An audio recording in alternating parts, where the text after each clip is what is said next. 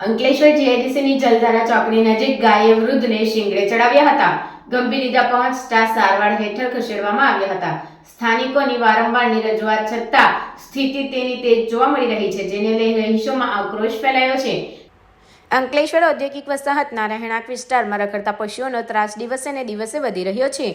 જ્યારે રખડતા પશુના કારણે અકસ્માતનો વધુ એક બનાવ સામે આવ્યો છે.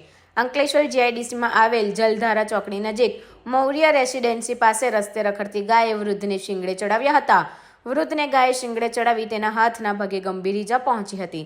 ઈજાગ્રસ્ત વૃદ્ધને સારવાર અર્થે નજીકની હોસ્પિટલમાં ખસેડવામાં આવ્યા હતા. અત્રે ઉલ્લેખનીય છે કે થોડા દિવસ અગાઉ કોસંબડી પાસે પણ રખડતા પશુ સાથે બાઇક ભટકાતા એક વ્યક્તિનું મોત નીપજ્યું હતું. ત્યારે નોટિફાઈડ એરિયા ઓથોરિટી દ્વારા જીઆઈડીસી રહેણાંક વિસ્તારમાં રસ્તે રખડતા પશુઓ પકડવાની ઝુંબેશ શરૂ કરવામાં આવે તેવી માંગ ઉઠી છે. જોકે નોટિફાઈડ વિભાગ પાસે પશુઓ પકડવા માટે ટીમ કે સાધનો નથી.